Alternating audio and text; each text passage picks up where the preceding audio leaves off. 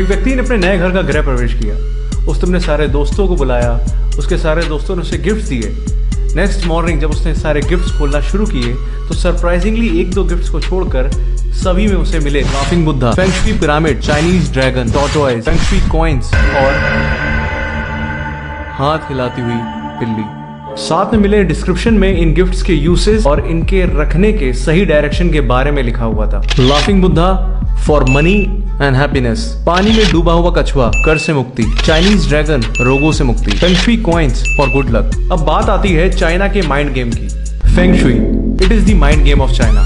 China internet पर present हजारों websites, TV, newspaper, social media, magazines के थ्रू स्ट्रॉन्ग मार्केटिंग करके फेंग शुई का जाल पूरे ग्लोब में हर कंट्री में फैला चुका है। China uses feng shui for initial trespassing in market. किसी भी कंट्री की मार्केट में चाइना पहले फेंग शुई के थ्रू एंट्री करता है। 20,000 करोड़ रुपीस के एक्सपोर्ट के साथ चाइना इंडिया के 75% मार्केट को कवर कर चुका है। From small shops to big malls, हर जगह आपको ये चाइनीज प्रोडक्ट भर भर के मिलेंगे।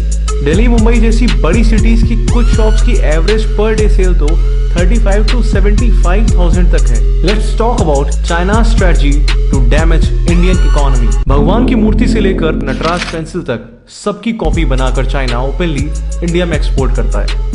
पॉलिस्टर रेजिन जैसे नॉन एनवायरमेंट फ्रेंडली एलिमेंट से बने गणेश लक्ष्मी को चाइना इंडिया में बेचकर सिर्फ दिवाली के दिन ही 400 करोड़ रुपए कमा लेता है।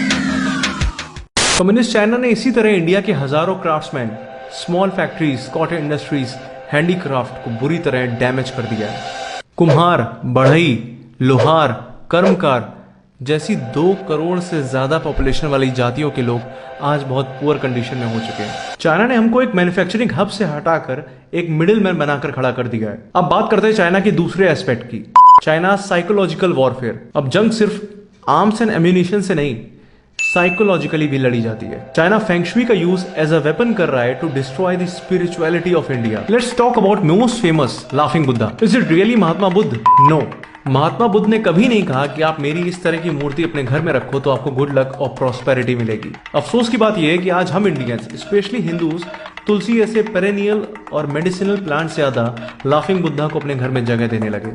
फेंग शुई की दुनिया के एक और फेमस मॉडल, चाइनीज गॉड्स फुक, लुक एंड साव। चाइना ने इन्हें नेम, फेम और लॉन्ग लाइफ देने वाला देवता बताकर 200 से लेकर 15,000 रुपए तक की मूर्तियां इंडिया में बेच डाली और हम इंडियंस ब्लाइंड फॉलोअर्स की तरह इनकी मूर्तियों को अपने घर, अपनी वर्क प्लेस में रखने लगे।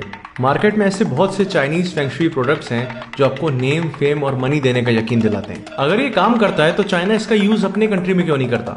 यदि ऐसा होता तो चाइना में हर 10 में से एक व्यक्ति गरीब ना होता। कमाल की बात यह है कि 1949 में पीपल्स रिपब्लिक ऑफ चाइना की फाउंडेशन के बाद चाइना ने फेंग शुई को as a feudalistic superstitious practice, as a social evil declare करके अपनी कंट्री में ही बैन कर दिया। फेंग शुई की प्रैक्टिस करने वालों को चाइना के रेड गार्ड्स बेरहमी से मारते भी थे। आज भी चाइना में feng shui as a consultancy business, as a practice ban है। This is China psychological warfare. अपने देश में अंधविश्वास को बैन कर दूसरे के देश में इसको बढ़ावा देना, दूसरे के देश में उसका व्यापार करना, अपनी इकोनॉमी मजबूत करना और दूसरे की स्पिरिचुअल रूट्स को पूरी तरह डैमेज